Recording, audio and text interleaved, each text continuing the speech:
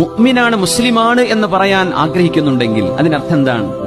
അല്ലാഹുവല്ലാതെ ആരാധനക്കർഹനായിട്ട് ആരുമില്ല. ഇത് എവിടെ നമ്മൾ കോംപ്രമൈസ് ചെയ്യുന്നുണ്ടോ നമ്മൾ ഇസ്ലാം എന്ന് ഓർത്താം. നമ്മൾ സെക്യുലർ ആയിരിക്കാം, നമ്മൾ അങ്ങനെ മോഡേൺ ആയിരിക്കാം, നമ്മൾ അങ്ങനെയൊക്കെ ആവാൻ പറ്റും, മുസ്ലിം ആവാൻ പറ്റൂല. ആഘോഷങ്ങളാകട്ടെ, എന്ത് പരിപാടികളാകട്ടെ, ഒരു മുഅ്മിനായ മനുഷ്യന്റെ അഖീദയെ നിങ്ങൾ അടിയറ വെച്ചിട്ടുണ്ടോ, ഇസ്ലാമിന്റെ ദായിറയിൽ നിന്ന് പുറത്തു പോകും. അത്രേ ഉള്ളൂ. അത് കുഴപ്പമില്ലാത്തൊരു പോയിക്കോട്ടെ, അത് ഞങ്ങൾക്ക് പ്രശ്നമല്ല, ഞങ്ങൾ അത്രേ മതത്തെ കാണുന്നുള്ളൂ, ഞങ്ങൾക്ക് അത്രേ ഇസ്ലാം ഉള്ളൂ എന്ന് പറയുന്നവർ അങ്ങനെ ചെയ്തോട്ടെ, കുഴപ്പമില്ല. അത് അവരായി, അവരുടെ പാടായി. പക്ഷെ പാടുള്ളതല്ല.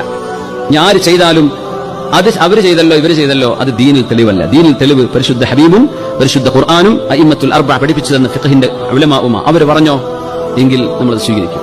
അവർ പറയാത്തിടത്തോളം കാലം ഇന്നാള് ചെയ്തില്ലേ, അവർ ചെയ്തില്ലേ, ഇവർ ചെയ്തില്ലേ, അത് ദീനിൽ തെളിവല്ല. അവരും പടച്ചോനായിക്കോട്ടെ.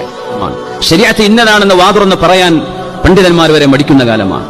പേടിയാണ്, സെക്കുലർ അല്ലാതെ പോകുന്നു. അല്ലാഹുവിനെ ഭരമേൽപ്പിക്കുന്ന ആളുകൾക്ക് അല്ലാഹു മതി. ഇസ്ലാം തുടങ്ങുമ്പോൾ കുറച്ച് ആൾക്കാരേ ഉള്ളൂ. ഇനി അന്ത്യനാളിനോട് അടുക്കുമ്പോൾ ശരിയായ വിശ്വാസത്തിലും അഖീദയിലും ജീവിക്കുന്ന ഒരു ചെറിയ വിഭാഗമേ ലോകത്തുണ്ടാവുകയുള്ളൂ. അങ്ങനെ ഇവരുള്ളൂ. ഏലിയനായിട്ട് തോന്നും എന്ന് പറഞ്ഞാൽ ഇതെന്താ ഇങ്ങനെ, ഇവരെന്താ ഇങ്ങനെ ഒരു കൂട്ടര്, ഇവരെന്താ ഇങ്ങനെ എന്ന് തോന്നുന്നൊരവസ്ഥ വരുന്ന. പക്ഷേ തൂബാലിൽ ഖുറബാ, ആ ന്യൂനപക്ഷത്തിനാണ് സർവമാന നന്മകളും എന്ന് പുണ്യ നബി സല്ലല്ലാഹു അലൈഹി വസല്ലം.